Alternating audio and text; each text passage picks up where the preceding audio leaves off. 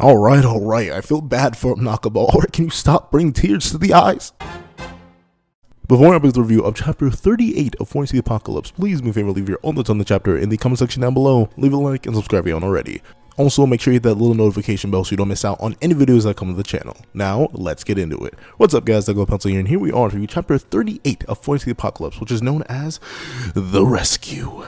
And, man, this chapter, that's really it. It's like the chapter open, like, Nakaba somehow in this series, like even more than the last series, like the last series was mostly, I'd say to a degree, had enough dark elements in it that even the like more lighthearted, funny comedy elements, like it didn't distract you from the fact that this is an extremely dark world and every single one of our characters is suffering in one way, shape, or form. Like we got used to that theming so much in Seven Deadly Sins that like none of the more depressing moments in Seven Deadly Sins, at least for me, hit like super duper hard except for a rare few. But with this like consistent lighthearted tone throughout all of Fortune the Apocalypse, except for a way that literally just goes straight for your soul, it's hidden more and more. I'm not gonna lie, like in terms of just sheer impact, this series is smacking super duper hard.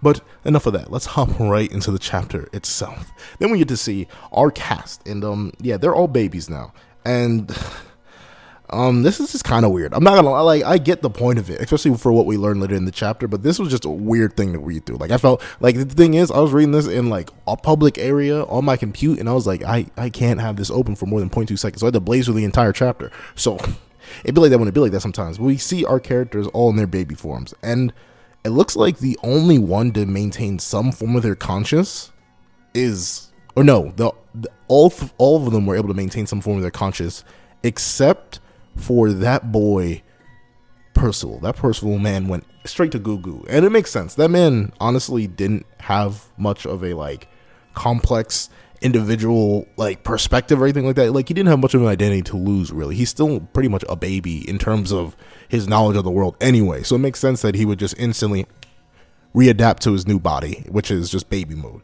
And then we get to see that while Nassim is out here theorizing that oh no, was this the one cave they talked about? Like, baby talk from Nassim's best boy. I guess he's best baby boy now, because that's what's happening here.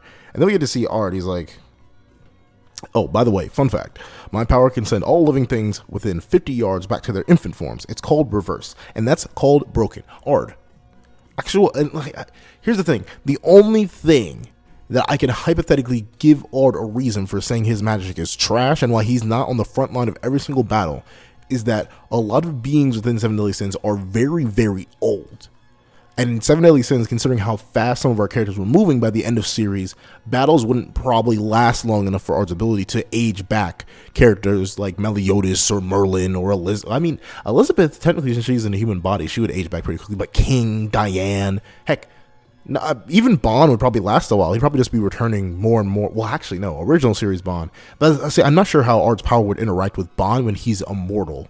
Because technically reverting back to age doesn't do anything to the immortality, but it may stop Bond from... No, I think Bond would probably be unaffected with his immortality and post-immortality, at least by the time of the series. He would have a bit of time before he reverts to like a truly weak state or reverts back to his infant form, considering we know the time limit of this. But yeah, I see how in original series, this wouldn't be all too effective. And against any being who's like timeless or biologically immune to time, I guess, I think it would be irrelevant against them too. Like a lot of purgatory beasts just live long. Like I don't think this would be very effective against Wild or anyone like that. Anyone who's been around for a minute. I don't think this would be effective against any of like the chaos beings, the ones that are like pretty much timeless and immortal and stuff like that. I'm not sure how well that it wouldn't do well against the supreme deity because she's very, very old, and then of course the Demon King just immune to magic. So I get why on like a more high tier level, Ard's power isn't that useful, and why he probably wouldn't want to do it. And there's also the entire idea that it could possibly work against his own allies, regardless of his will, and it may be why he's so isolated. Like, we get a reason why he's isolated in the Crystal Cave, which is shout out to your boy for game theorizing. But in terms of like why Ard may not be a frontline unit is because he may accidentally send his own co-workers back down to baby age. And even if some of his co-workers are very old, unfortunately, except for like Nanashi and Arthur and Merlin, just about every last one of them can't be older than like, I'm assuming like at latest their 70s. And I'm not sure how long battles would last in 7th Sins, considering we don't know, like, relative to our original series characters, how strong some of them are. We know they're just below 7 Deadly Sins level. Not exactly sure how well this battle will work out, especially with Ard being so weak himself. While this ability would be great utility-wise if he's able to constantly weaken the opposing force by activating his ability and not affecting his allies. If it does affect his allies, and if he's going against characters that are too old, the power is pretty much worthless. But in a general sense, the ability to revert your opponents back to a younger state is super duper broken, like super duper busted. Too bad it does take a while, as a certain character theorizes later on, about a year. Still, that's really, really solid. All Ard needs to do is like get more physically stronger himself, like actually train up himself personally, and then I think he becomes pretty monstrous in terms of what he can actually do in a combat scenario. Because imagine you're fighting somebody, and like as you're trading blows going back and forth, you just feel yourself get a little bit weaker and a little bit weaker and a little bit smaller and a little bit smaller, and like bit by bit you revert back until Ard literally just curb stomps you because you're a baby now. But then we get to see that Ard, he's ready to curb stomp everybody. Like, he literally says the battle's mine. Like, he knows you're all babies now. You may have been able to do something to me in your like near adult stages, but now you're kind of just fodder.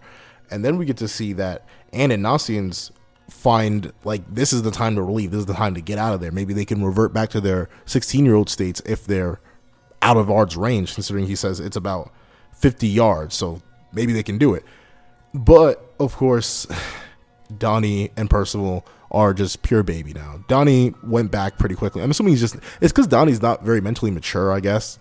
So both him and Percival, two of our biggest idiot characters in the entire series, are sort of just out of commission really quickly. It'd be like that when it'd be like that sometimes.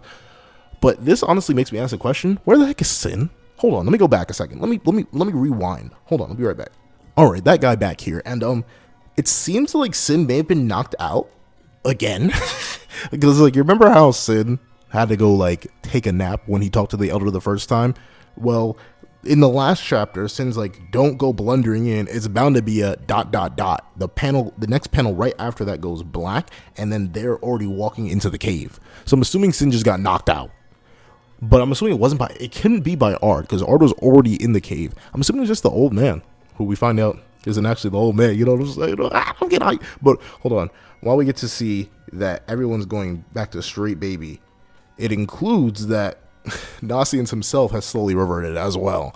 Because as Anne's questioning the whole, like, wait, why are they acting like babies now? Ard's like, well, hate to break it to you, but you're in a baby body. You're literally reverted back to a biological state that requires you to be like this. It may vary from person to person, but you're eventually going to end up like them too. And everyone quickly goes back to pure baby. Even Nasians, like Nasian just gets, everyone's back to baby. And then Ard, while looking upon this crowd of infants, is just like, well, you know, I get paid for one thing and one thing only, and that's to get rid of the Four Knights of the Apocalypse. So he goes over to Percival, who Percival isn't crying, ironically enough. Like, every other baby is crying, but Percival is just slapping Dragon Handle. And I guess, is it Dragon Sword now? Can we call it Dragon Handle anymore? They call it the Dragon Relief. Like, the Knights call it Dragon Relief. We call it Dragon Handle. It has a blade now. I don't think it ever got a name. It's just Percival's sword. I'm going to call it Dragon Blade, because that sounds very, very cool. But we see that Ard goes to recover the Dragon Blade. But Percival, that man was holding on to it, and he just didn't let go. He's straight hanging there. And Ard can't really shake him off. And Percival just assumes that Ard is just straight playing with him. And Ard's like, come on now, like, he's trying to get Percival to stop, but then Percival just pees on him. Like, this is just weird. This is weird humor for a very depressing, very depressing chapter, or what it becomes depressing. And then we see that Ard goes to do what he needs to do, and that is get rid of Percival once and for all. He wraps his hands around Percival's throat, and then he goes to do the squeeze, but he gets a tug on his cape. And we get to see that it's Anne. And Anne's like, wait a minute, just let's not kill the main character. You know, come on now. The series may not be named after him. This isn't Naruto, but he is one of the Four Knights of the Apocalypse, and the series called Four Knights of the Apocalypse. So technically, this is kind of his series too. We haven't even met another one of them yet, so we can't get them all. We can't get them out of the series only 38 chapters deep. Ard, hold on, slow down the pace. And we get to see that Ard is like, I think just due to Anne, he straight up puts Percival down on a rock. By the way, Percival, I know Baby Grip is strong, but like usually Baby Grip is strong when they can fit their entire like mitt around something. But Percival is literally holding on to maybe like a quarter of Dragon Handle. And see, I said I was going to call it Dragon Sword, but I'm still calling it Dragon Handle. Whatever pops out my mouth, but you know what I'm talking about. And we see Percival, he still just is holding on to it with such a tight grip while being extremely confused. And golly, he does have monster super strength. And then, like, we see Ard try to reason with Anne that, wait a minute, come on now, Anne. He's one of the four into the apocalypse. He's got to go, though. You know that. It's just a law of nature. I don't want what's happened in the past to happen again. Please calm down. Please don't cry. And then we get to see, man, then we get to get depressed. There we go. That's the only thing. Nakaba's like, all right, let me see. How many pages deep are we? And we about 1, 2, 3, 4, 5, 6, 7, 8, 9, 10. We're about 10 pages in. All right, time to get the readers depressed. So we get to see this flashback, and it's of another baby crying. And it's a time long past of Ard. Ard doesn't have the same hairstyle. He doesn't even have a beard. That man's clean shaven. He doesn't even have that little 5 o'clock shadow that he does now. And he looks so happy. And then we cut to the next page, and we find Ard holding the cradle of that same baby that he just comforted, charred to a crisp and just crumbling because of an attack by the Demon Clan. And like 2 panels, no, not 2 panels, 2 pages. That's all it took. That's all it took for me to just be like, wow, okay, Ard, I get it, bro. Here's the thing. In Ard's mind, he can't understand the demons. He can't differentiate between them that well. All he knows is that it's the demons that came through and slaughtered probably one of the few things that was keeping him truly happy and sane. And it literally, to see his whole world likely just crumble in his hands, it would break anybody. That zoom in panel on Ard's face, that on Ard's eye after the cradle crumbles, you just see this sheer despair in this man's face. That I talk a lot about wordless storytelling on this channel, and I think it's one of the best things you can do. As an artist, if you're able to convey a story with no words at all, I think you have hit the apex, hit a zenith. If you don't have to explain everything, but you give the reader every single emotion you were hoping to give the reader, that is some next level stuff. And Nakaba just proves right here and right now that he is definitely on that tier, because he brought a few tears to my eyes just seeing that. And we get to see that I'm not the only one tearing up, because Ard himself is just crying at this just memory, because Anne just looks like his old daughter. And then we see that Anne is apparently trying to comfort him in his saddest moments. And he's like, I can't. Like, this is so, like, legitimately Ard is trying to pull himself out of his depressive state. He's like, no, I just can't let it happen again. I can't let it happen again. I have a job to do. I can do it. And then we get to see Percival got off his little diamond perch and is currently swinging at Ard with Dragon Blade. And it's not doing anything, of course, because while Percival is strong for a baby, he's still a baby right now. All of his real power is pretty much gone. It's multiple death amps away at this point. So he's just clanging against Ard's armor. And we see that as Ard delightfully points out, even in that baby form, Percival has this urge to protect. He has this urge to make sure that the people he cares about are safe and that no one is sad. And we see that Ard, while he's talking to a baby, by the way, like, we're not sure if any of the characters will remember this post babyfication, like if they'll remember their baby level interactions once they get turned back to their full 16-year-old states. But at the moment, Ard's literally just speaking to people who probably don't even have object permanence. Like, if Ard were to do peekaboo against these people right now, he'd disappear. So it shows how, like, in his own head, Ard has been for, apparently, according to what the old man says, the last 5 years. Hold on, crystals have magic force. That's crazy slot. Daughter, Scar came here, cling to hope. Well, whatever. He's been in his own head about the death of his daughter for ever since that point.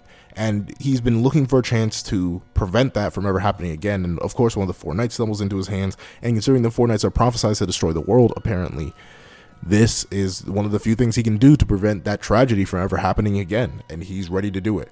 But then we get to see a certain Titan walk in and say, no, this is not the way. We are not about that action. Do we look like Eren Yeager? And we see that the elder has come from the village. He's here and he's ready to do what it do. And it seems like the elder has come to an understanding of what Ard's been doing all this time. He sees through watching the pain that Ard is going through. Yo, wait a minute. Do you think? No, that'd be too slick. Wait, does Ard? No, I need to look for it. Does he have anything sticking out of him? Does he have anything? We specifically don't see his back. We do not see his back. Hold on. Looking. Ooh, I wonder if next chapter we're going to see a certain thing sticking out. See, I keep hiding the foreshadowing. Like, you're watching a review of Seven Deadly Sins, 14th the Apocalypse. Like, you know what happens at the end of this chapter. I'm still low-key trying to build to some suspense. But no, we don't see Ard's back throughout the entire chapter. So it may be possible that this flashback was something that someone else was also witnessing at the exact same time. And that's why they developed this understanding. And by this someone else, I mean the Elder. And the Elder understands why they came here to the Crystal Grotto. And as your boy theorized, was fiending and theorizing, these crystals are noted to have some sort of connection to the afterlife, and they are very reminiscent of the crystals in the City of the Dead, or at least they're said to exist there as well. And they're used for apparently telling fortunes and casting hexes. And I wonder if these crystals are the same things that make up the Goddess Amber. The Goddess Amber is a different color, I'm pretty sure. Hold on, let me check real quick. Yeah, the Goddess Amber is a different color from these crystals, but it's possible that they could be used in the hexes with enough magic put into them. I don't know. Like, these crystals seem to have a lot of importance. And we get to see that Ard, he came here to essentially try and connect with his daughter. If he couldn't get to the capital of the dead, which I'm assuming he doesn't know about, he was just going to hopefully try and connect with her here. And we see that Ard, he's trying to fight fate, essentially. He's like, no, I'm only here to seal your demons away, because demons are bad and demons need to be sealed away. And then the old man is like, fine, whatever, say whatever you want to say. Let's make a deal. Undo the spell on these children and give me the crystal with the demons. And then Ard, who, like, despite knowing he probably gets washed by this elder, even physically, Ard probably loses to this elder. If it were to go off the elder having the respective muscle mass that he does, we see that Ardberg, he's like straight up like, no, you have nothing you can offer in equivalent exchange that'll be worth me doing that. And except the village elder does, and it's the ability to have Ard meet his daughter. And Ard, like, I've never seen a man so despaired. I've seen multiple sad characters within Seven Deadly Sins, but I've never seen like a man so literally distraught. You see the bags under Ard's eyes, you see the pain and shock he's in, you see how his eyes literally shrink from there's just a glimpse, the idea of hope that he could hypothetically see his baby girl again. Like, all these, so many emotions are captured within this one drawing. It is amazing. But he's like snaps out of it. He's like, no, you can't do that. That's literally impossible. You can't help me meet the dead. It was the past 5 years. Ard has been in his head for the past 5 years in this grotto trying to meet his daughter. And of course, Ard asks a really good question. Who are you? You aren't a demon, and you're not affected by reverse, so you're not human. What the heck are you? And we see that the old man starts running the calcs here. You know, he's just like me. He a Pokemon player. He be running the calcs, making sure the damage lines up. They're all 16. It took roughly 16 minutes for them to revert to infants. So that comes to 1 minute per year. But to neutralize the likes of me, you'd need well over 3,000 minutes. A good 3 days, in other words. And Ard is like, whoa, wait a minute. That's literally impossible. What the heck are you? You can't be over 3,000 years old. And then the man drops the staff, and it clangs, and we see the finger go out, the whiff, then the next whiff, and then the pose, photo shoot, Roger. Yo, I'm so happy Gother's back. Like, here's the thing. The chapter ends, like, you be ending chapters at these super weird spots, bro. Like, literally right in the middle of a chapter would do so good, you end it right here. But we know who this is. It's Gother. It's Gother. If Nakaba, like, is pulling our chain here, and this somehow isn't Gother, and it's like one of his disciples or something, I'm gonna rip my ears out and throw them on the ground and stomp on them. But then I'm gonna put them back on and keep reading, because if this is our first time we get in contact with, like, that's the end of the chapter, by the way. Chapter's done. Here's the thing.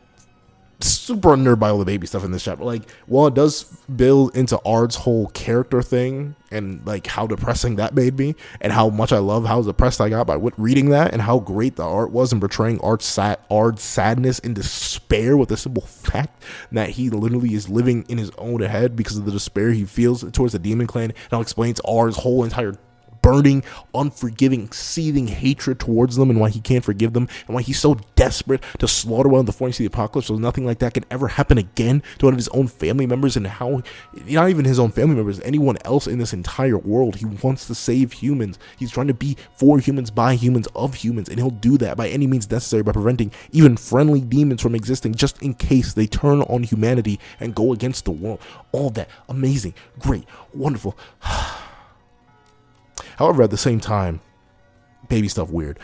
I love all the art stuff, but the baby stuff, it just felt weird. Like I said earlier in the review, can't read this in public. This is just way too weird.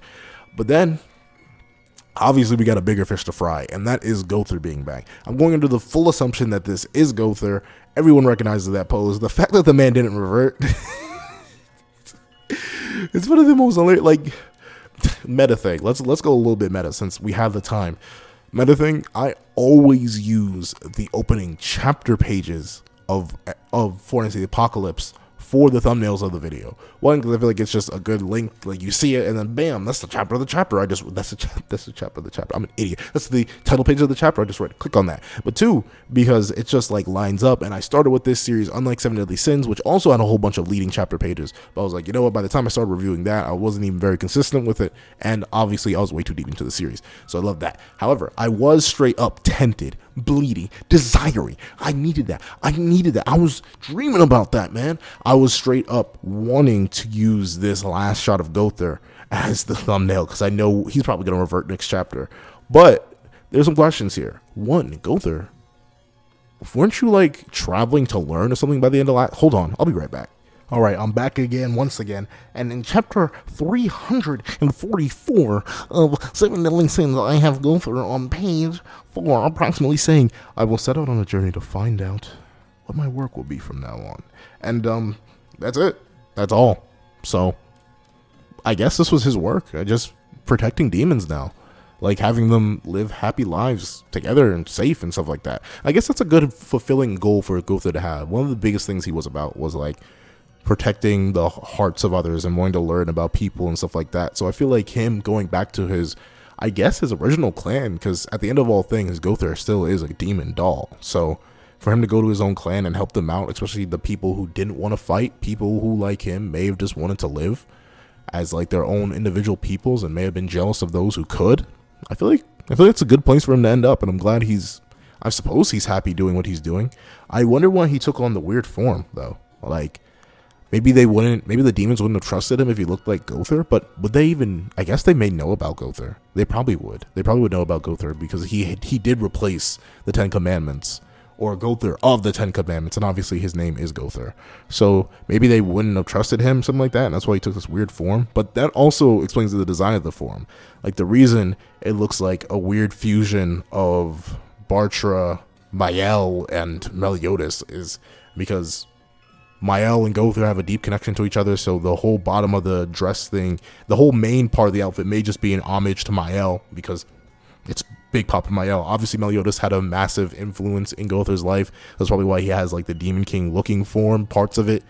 And then the old man may just be because he's trying to fit the village elder vibe, like, you know, being the oldest, wisest one. And Gowther is a pretty literal dude, so if you want to be a village elder, he figured he might as well make himself look like the eldest.